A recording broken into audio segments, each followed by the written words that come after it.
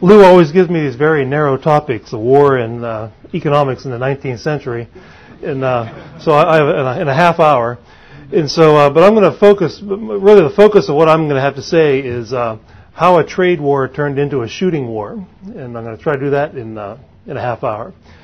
And a lot of you know that from the beginning of the American Republic, there was a political conflict between the nationalists on the one hand, led by people like Alexander Hamilton, and the advocates of states' rights and decentralized government, or the Jeffersonians. I wrote that on the board. This is my version of PowerPoint. I call it West Virginia PowerPoint. I just point at the blackboard that I've scribbled onto,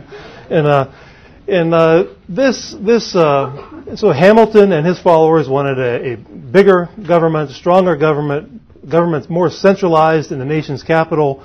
For what purpose?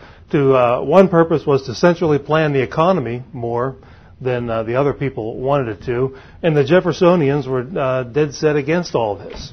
And so there was this ongoing conflict for the first 70 years or so of the American Republic, and the way in which this conflict manifested itself in the most visible way was over economic policy in particular. And by the 1830s, this economic policy that was being battled over in the conflict between nationalism and states' rights was labeled by Henry Clay as the American system, and I write about this in my book quite a bit. And the American system had three planks to it: protectionist tariffs, central banking, and corporate welfare for the railroad and road building industries. That's it.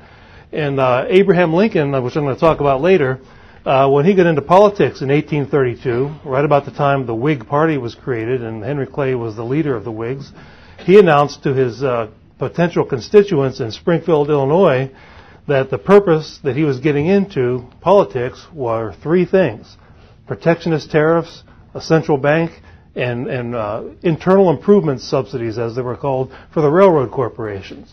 And that's it. That's what he claimed he was devoting his political career to. And so there were a number of battles, fierce political battles over these things that some of you are familiar with, such as Andrew Jackson's veto of the bank bill around 1832.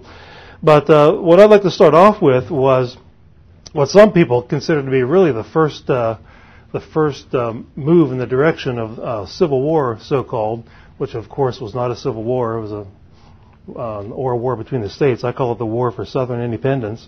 But this was the Tariff of Abominations of 1828. And at the time, Henry Clay was at the peak of his political power in the Congress, and he was the sponsor of the Tariff of Abominations that raised the average tariff rate to around 50%. And in some items, like I believe wool was taxed at 200%, imported wool. And of course the Southerners felt that they were being severely plundered by this because they had very little manufacturing in the South, and such things as wool blankets they bought from northern manufacturers or from Europe. And so you place a 200% tariff on the wool blankets, and they're going to feel that. Whereas the beneficiaries, of course, are the manufacturers of the wool blankets. It's all benefit to them. But anyway, this ended up in this controversy over tariff nullification in South Carolina. And there's an interesting book on this, if anyone's interested, by Chauncey Boucher, B-O-U-C-H-E-R, called The Nullification Controversy in South Carolina. And here's what he says about this. He says, at the session of the South Carolina legislature, which convened in November of 1825, this is before the Tariff of Abominations, Judge William Smith introduced a set of anti-bank, anti-internal improvement, and anti-tariff resolutions. They were adopted.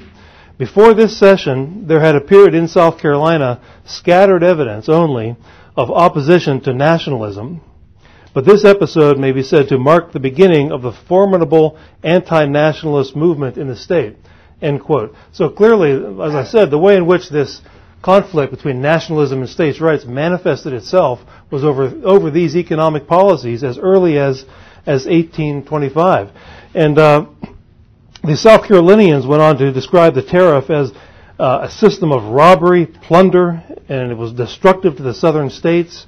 And it's kind of interesting to me that the first translator of Bastiat in America was a woman from South Carolina. And so the people in South Carolina were pretty well schooled in the free trade doctrines of Friedrich Bastiat by the mid-1850s. But they also complained about this. They said this kind of tariff, when they started talking about the Tariff of Abominations, they made one section tributary to another, and the revenue would be used by the administration of artful and corrupt politicians to buy up partisans and retain power. Sounds familiar, but keep in mind at this time the federal government was tiny. Even at the time the war broke out in 1861, the average American paid about $40 in federal taxes in today's money, today's dollars, and the only contact any citizen ever had with the federal government was through the postal service. It was through mailing a letter or something like that, and there was no other contact with the federal government. James J. Kilpatrick wrote a great little book called The Sovereign States, and he comments on this Tariff of Abominations. He said this: cotton shirts, woolen blankets, and other staple items of an agrarian society became suddenly more expensive, and at a time when the South had virtually no industries of its own that might benefit from a protectionist policy. Virginia also joined in with the South Carolinians in denouncing this proposed tariff. They called it an unconstitutional exercise of power. Georgia, North Carolina, and Alabama did also. They issued these proclamations that it violated the part of the Constitution that requires the duties and imposts to be uniform across the population, which of course it did. They understood the incidence of tariffs back then, and so they thought this was not only an act of plunder, but an unconstitutional act of plunder. On the other hand, Massachusetts, Ohio, Pennsylvania, Rhode Island, Indiana, and New York legislatures issued proclamations in favor of protectionism, in favor of raising the tariff to 50% and higher, and they won out with this battle, of course. The law was passed, and the tariff rates were raised to, on average, 50% from 15 to 20%, so they're more than doubled at the time. And that's what created this controversy. And so the South Carolinians took the lead in opposing this tariff increase, and they held a nullification convention. It wasn't a meeting of the state legislature. It was a political convention where representatives from all the various communities met, and they issued a proclamation that said, we are not going to collect this higher tariff rate. If imports come into the port of Charleston, for example, we are not going to collect this money. We were nullifying this. And they were in a big political battle with President Andrew Jackson over this at the time. And the law that they passed, the South Carolina legislature then passed a law to enforce this idea of nullifying the tariff. And here's what the law said. It authorized importers to recover any goods that had been impounded by federal tariff collectors. Sheriffs were instructed to seize the private property of the tariff collectors and award it to the importers. Any duties that were paid were to be reimbursed with interest. Anyone arrested for failure to pay the tariff was to be immediately liberated. No property titles were to be recognized for property sold in order to pay the tariff. Tariff collectors and all their assistants were subject to fines and imprisonment for any attempts to resist the nullification law and collect the tariff.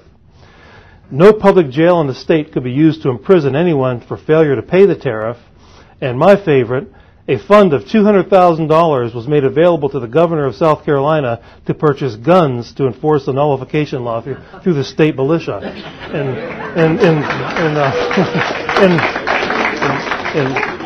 1828, I imagine you could buy a lot of guns with $200,000. And so they were serious about this.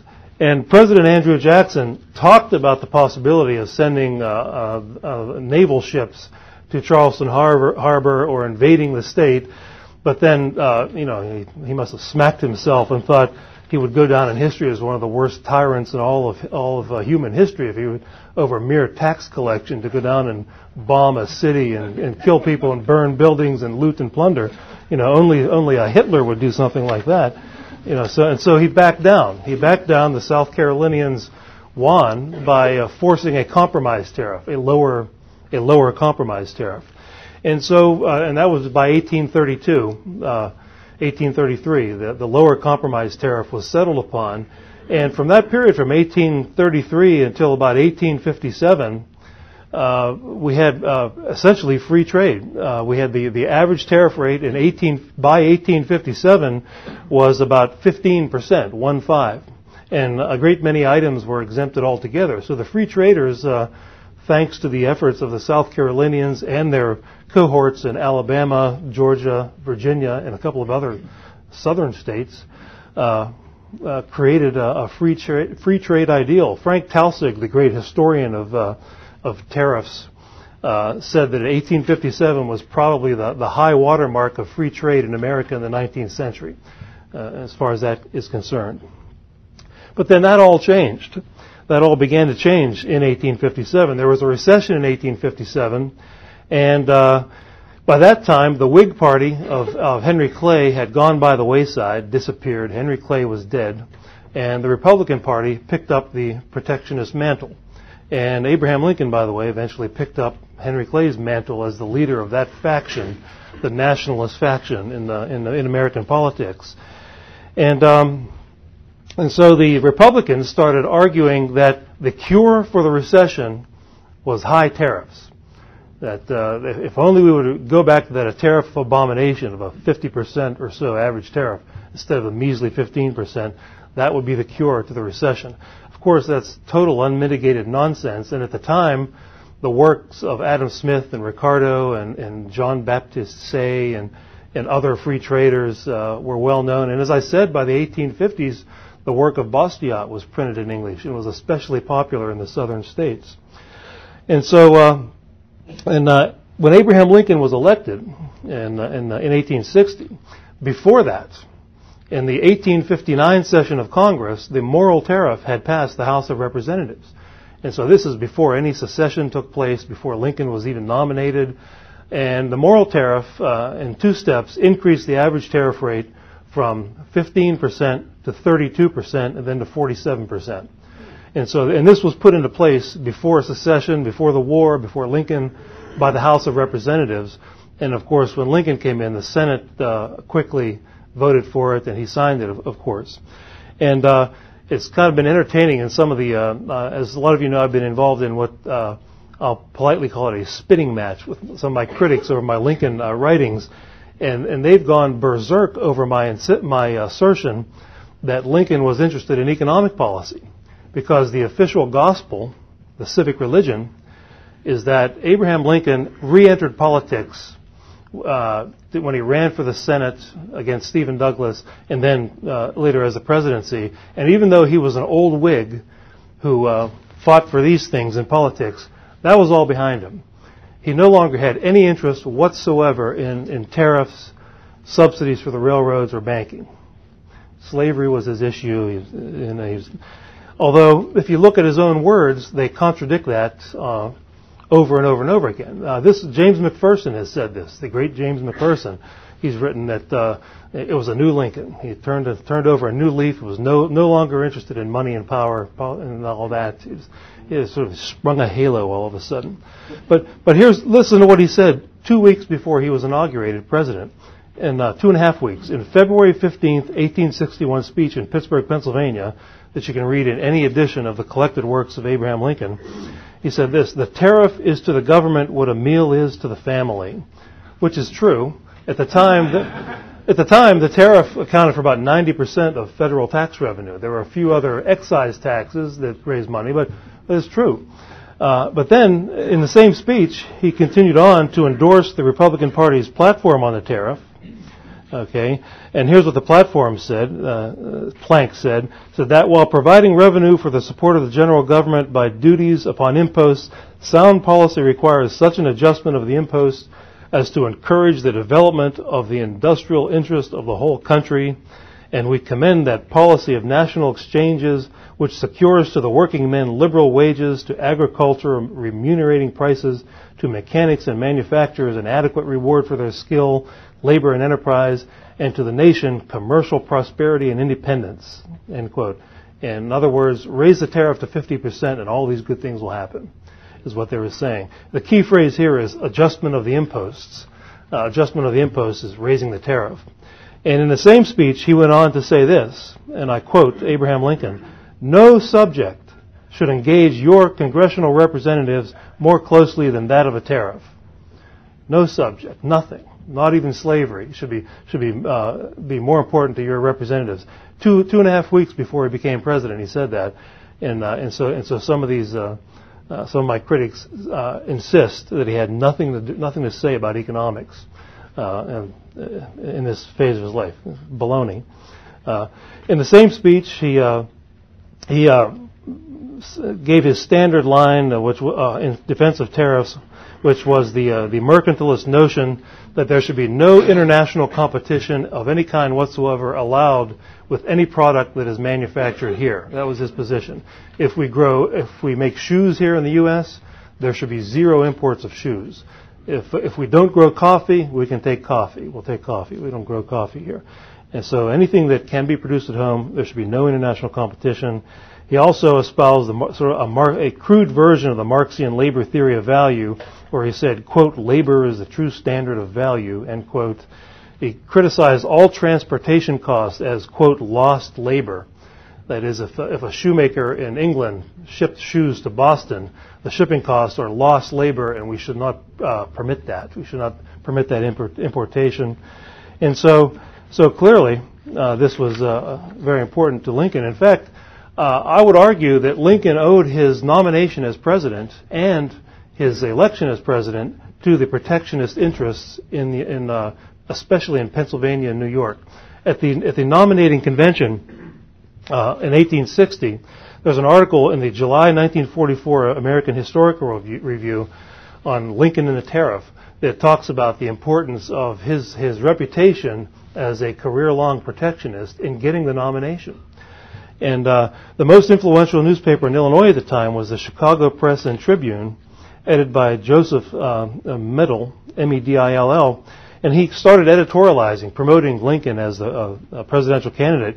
He said, Lincoln was an old Henry Clay Whig. He's right on the tariff and is right on all the other issues. Is there any one man who would suit Pennsylvania better? He was addressing Pennsylvania because Pennsylvania had the second largest number of delegates next to New York. And their strategy was to get the nomination, you had to win New York and Pennsylvania. If not, you're not going to get the nomination. So they keyed in on Pennsylvania. Lincoln himself lobbied for the job by writing to all the top political movers and shakers in Pennsylvania, telling them boasting of his protectionist credentials. One such person was a Dr. Edward Wallace of Pennsylvania. And he wrote this is a letter from Lincoln to Wallace. My dear sir, your brother, another doctor, Dr. W.S. Wallace, shows me a letter of yours in which you request him to inquire if you may use a letter of mine to you in which something is said upon the tariff question. I do not precisely remember what I did say in that letter, but I presume I said nothing substantially different from what I shall say now. In the days of Henry Clay, I was the Henry Clay tariff man, and my views have undergone no material change upon that subject. And he did the same. I have a list here of other Pennsylvania and Illinois Republican Party big shots that Lincoln wrote letters to, reminding them of what a staunch protectionist he's been for 30 years in order to get the nomination. Then when the tariff plank was voted in at the Republican convention, according to Professor Luthen, who wrote this article I'm quoting, he said at the convention, the hilarity was contagious, finally pervading the whole vast auditorium. So when they passed the tariff plank in 1860, the Republican convention, pandemonium broke out, apparently. And then when Lincoln won the nomination, he convinced the Pennsylvanians he was their man if they wanted high tariffs. And when he returned home to his hometown of Springfield, according to Luthen, there was, quote, an immense wagon bearing a gigantic sign proclaiming protection for home industry. And so that's what the people who knew Lincoln best in his hometown, after he won the nomination, that's what they had a big billboard sign on the top of a wagon, protection for home industry.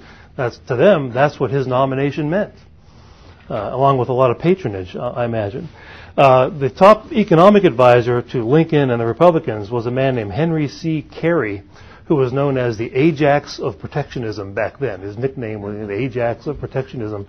And he said this at the time. He said, without a high protectionist tariff, Mr. Lincoln's administration will be dead before the day of the inauguration. And of course, that makes sense, because if he owed his political career to the protectionists in Pennsylvania and New York and elsewhere, among others, well, the way you play the game in politics to succeed in a political career is you have to pay off your benefactors. And so if you can't come through with that higher tariff, your career is not very promising. And of course, Henry C. Carey, who had been around for decades as he was a publicist for the Pennsylvania steel industry, he once bragged that he had never read The Wealth of Nations by Adam Smith, and yet he claimed to have refuted everything in it, even though he never read it. Sort of like some of the critics of my book who have actually admitted they haven't read it. Jude Wanniski said that. I haven't had time to read it, but, and he devoted one of his columns to criticizing it. Now, in the handout I gave you, in Lincoln's first inaugural address, the moral tariff had passed Congress. It was before the Senate. Lincoln's inaugurated on Inauguration Day, and he gives his first inaugural address, and 2 days before he was inaugurated, the United States Senate passed a proposed constitutional amendment that had already passed the House that would ban the federal government from ever interfering in Southern slavery. And the amendment is here in the handout. And then 2 days later, during the first inaugural address, Abraham Lincoln pledged his support for that amendment and said that he believed it's already unconstitutional for the federal government to interfere in Southern slavery. And he says in the first inaugural that holding that such a provision to now be implied constitutional law, I have no objection to its being made express and irrevocable. And so he was in support of that. So as far as he was concerned, on the day he was inaugurated, if slavery in the South lasted beyond his own lifetime, that was okay with him. That's what he said. Okay? But at the same time, in the same first inaugural, in the same speech, he promised that any state that failed to collect the increased tariff, like South Carolina did in 1828, will be invaded. He said that in the same state. So everybody here has probably heard of the saying coined by Bastiat that if goods can't cross borders, armies will.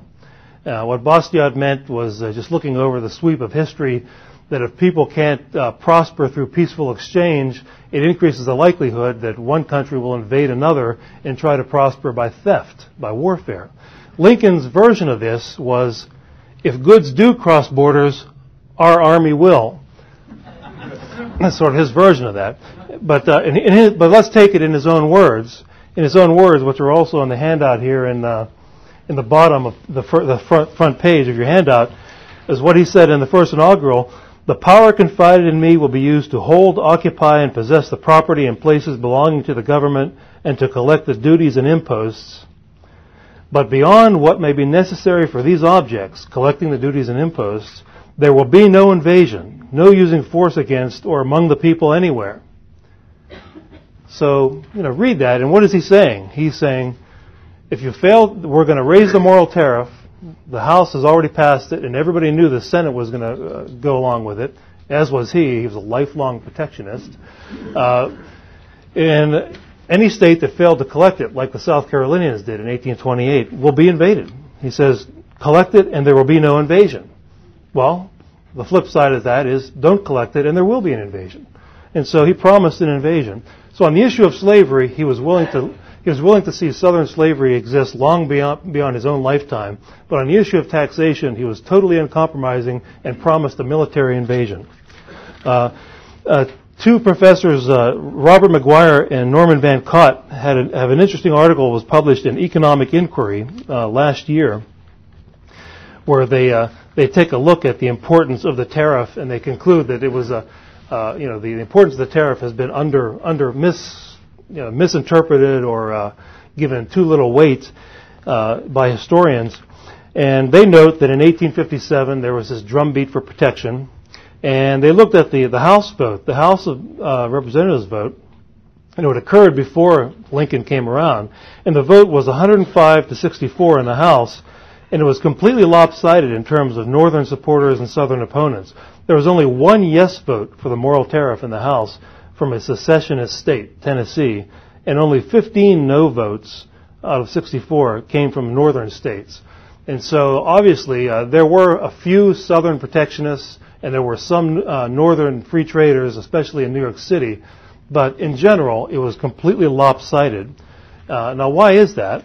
The main reason it is what it was obvious that these tariffs were mostly on manufactured goods manufactured in the North. And so they obviously benefited financially, the manufacturers. But then anyone who paid higher prices for these manufactured things, whether you lived in Pennsylvania or South Carolina, was harmed. But there was still a net benefit in general to the North. And in particular, there was a concentrated special interest, the northern manufacturers, who politically pushed for this stuff, pushed for this. But at the same time, the South, which was an agrarian society, had to pay all of this. And one reason why it hurt them especially was that the South exported at least 3/4 of everything that was produced in the South. It was an agricultural society. Cotton and so forth was exported to Europe. And the reason why it hurt them especially is I can quote an international trade textbook that I dug up on something that's called the pass-through effect of a tariff. You study international trade, you learn about this. Once a tariff is increased, here's what the book says. Importers pass on their higher costs to buyers, and industrial buyers pass on those costs in the form of higher prices. Consumers, hit directly or indirectly, include the inflationary price increases in their wage and salary demands. Everybody tries to pass the tax to someone else. The only group that is powerless to pass the cost on further are the exporters, who have to sell at world prices and swallow those costs. In essence, a tax on imports becomes a tax on exports. And so, and there's another little, I ran across an even simpler explanation of this in a great old book by Frank Chodoroff called The Income Tax, Root of All Evil. And I recommend it to anybody who has not read this. But Chodoroff at one point was talking about the populace of the 1890s. And it turns out they found themselves in the same spot that the Southerners were in 1860 in terms of being major exporters who were being screwed by the tariff, by the same Republican tariff. By the way, the Republican Party raised tariffs to 47% on average and higher, and it stayed that way until Woodrow Wilson was president, or that range. Here's what Chodoroff said about the farmers of the upper Midwest in the 1890s. The plight of these farmers was made worse by the protective tariff policy of the government. The same policy. The best they could get for their products was the competitive world price, while the manufacturers they bought from the East were loaded down with duties. Next to their demand for more money, the populace clamored for lower tariffs. And so they saw themselves as being especially plundered by this. A few more minutes. We started a minute late, so sit back now. I'm finishing up. Murray Rothbard, I also quote him as saying the same thing about this.